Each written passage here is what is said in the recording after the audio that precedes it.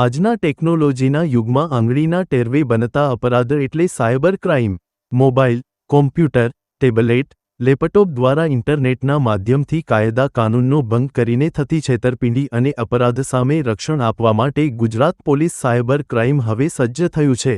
Cyber ક્રાઇમને લગતી પોલીસની કામગીરી અંગે કચ્છ જિલ્લા પોલીસ અધિક્ષક સાગર બાગમારે પ્રેસ કોન્ફરન્સમાં કચ્છની જનતાને કરેલ અપીલ. જો તમે આ ચેનલને સબસ્ક્રાઇબ ના કરી હોય તો પ્લીઝ આ ચેનલને સબસ્ક્રાઇબ કરી લાઇક બટન દબાવી અને આ વિડીયો શેર કરવા વિનંતી છે. આજના સમયમાં જ્યારે ટેકનોલોજીનો યુગ છે અને લોકો જે અલગ અલગ ઇલેક્ટ્રિક એપ્લાયન્સીસ અને ઇલેક્ટ્રિક જે છે વસ્તુઓ જે વાપરતા હોય એમાં ટેકનોલોજીકલના યુગમાં લોકો ઘણા બધા જે છે સાયબર ક્રાઇમના ભોગ પણ બનતા હોય છે. એમાં ખાસ કરીને અલગ અલગ પ્રકાર જેમાં લોકો ભોગ બને છે સાયબર ક્રાઇમના.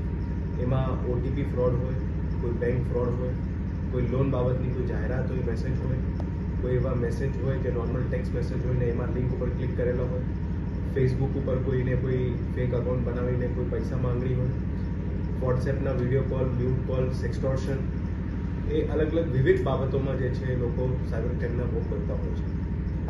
પશ્ચિમ કચ્છ પોલીસ દ્વારા લોકો સાયબર ક્રાઇમના ભોગ નહીં બને એના માટે વિવિધ જગ્યાઓ પર સ્કૂલ્સ, કોલેજીસ, સામાજિક સંસ્થાઓમાં અને અલગ અલગ પ્લેટફોર્મ ઉપર લોકોને જાગૃતિ માટે ઓલરેડી ઘણા ટાઈમથી જે છે જાગૃતિ સેમિનાર ચાલુ છે અને ભવિષ્યમાં પણ એમનું કાર્યક્રમ ચાલુ રહેશે.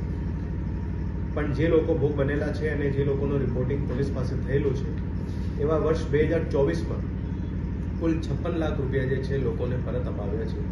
જે લોકોના બેંક અકાઉન્ટ જે છે જ્યારે ફ્રીઝ થયા અને પછી એ લોકોના પરત જે છે જે એના ભોગ બનેલા હતા એ લોકોને 56 લાખ રૂપિયા પોલીસ દ્વારા પરત આપવામાં આવ્યા છે.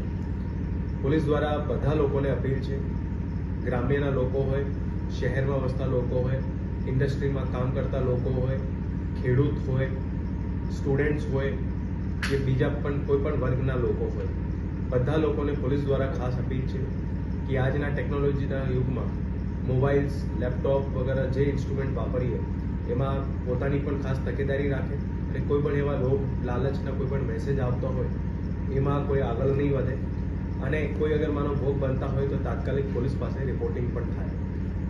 અમારો એક ખાસ મકસદ છે પશ્ચિમ કચ્છ પોલીસ દ્વારા જેટલા મેક્સિમમ લોકોને જાગૃત કરવામાં આવી રહ્યા છે એ લોકો જે જાગૃત થાય એ પણ પોતાના પરિવારને, પોતાના મિત્રોને પણ જાગૃત કરે સાયબર ક્રાઇમ બાબતમાં, જેથી એ લોકો પણ જે છે આના કોઈ ગતિથી ભોગ બનતા હોય તો એના ભોગ બનતા અટકે અને અગર કોઈ ભોગ બની જાય તો તાત્કાલિક પોલીસ પાસે રિપોર્ટિંગ પણ થાય.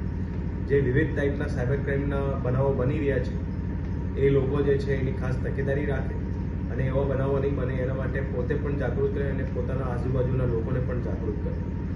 Thank you. જય હિન્દ, જય ભારત.